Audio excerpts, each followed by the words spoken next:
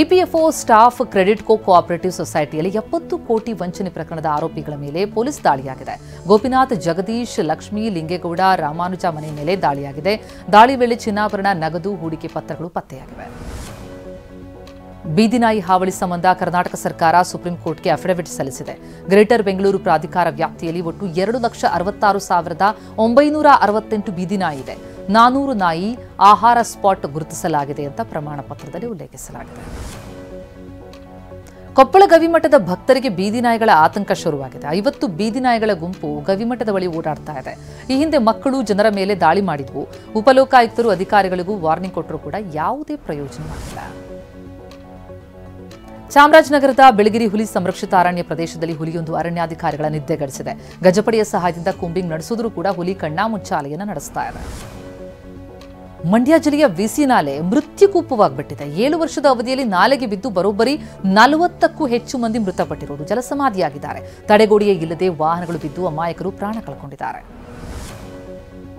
ಮನೆ ಕೆಲಸದಾಕೆ ಮೇಲೆ ಹಲ್ಲೆ ಮಾಡಿದ್ದ ಪ್ರಕರಣಕ್ಕೆ ಸಂಬಂಧಪಟ್ಟಂತೆ ವರ್ತೂರು ಪೊಲೀಸ್ ಠಾಣೆಯ 3 ಕ್ರೈಂ ಸಿಬ್ಬಂದಿಯನ್ನು ಅಮಾನತು ಮಾಡಲಾಗಿದೆ. ಸಂಜಯ್ ರಾಥೋಡ್, ಸಂತೋಷ್ ಕುದರಿ, ಅರ್ಚನಾ ಎಂಬುವರನ್ನು ಸಸ್ಪೆಂಡ್ ಮಾಡಲಾಗಿದೆ.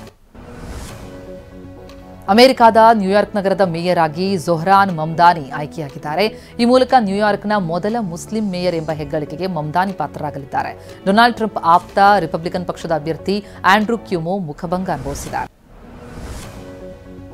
ಚೊಚ್ಚಲ ಬಾರಿಗೆ ವಿಶ್ವಕಪ್ ಗೆದ್ದಿರುವ ಭಾರತ ವನಿತೆಯರ ತಂಡಕ್ಕೆ ಪ್ರಧಾನಿ ಮೋದಿ ಔತಣಕೂಟ ಏರ್ಪಡಿಸಿದ್ದಾರೆ.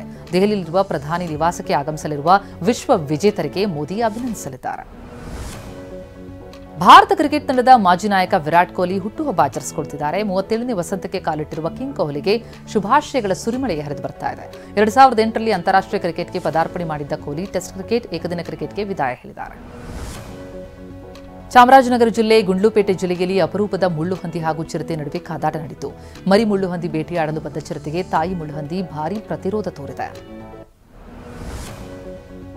ಉಡುಪಿ ಜಿಲ್ಲೆಯ ಮಲ್ಪೆ ಕಡಲ ದಡಕ್ಕೆ ರಾಶಿ ಮೀನುಗಳು ಬಂದಿವೆ. ಸೀವಾಕ್ ಬಳಿ ರಾಶಿ ಮೀನು ಕಂಡು ಸ್ಥಳೀಯರು ಆಶ್ಚರ್ಯ ವ್ಯಕ್ತಪಡಿಸಿದ್ದಾರೆ. ಲಕ್ಷ ಬಾಂಗ್ಡೆ, ಬೂತಾಯಿ ಮೀನುಗಳು ನುಗ್ಗಿದ ವಿಡಿಯೋ ವೈರಲ್ ಆಗ್ತಾ ಇದೆ.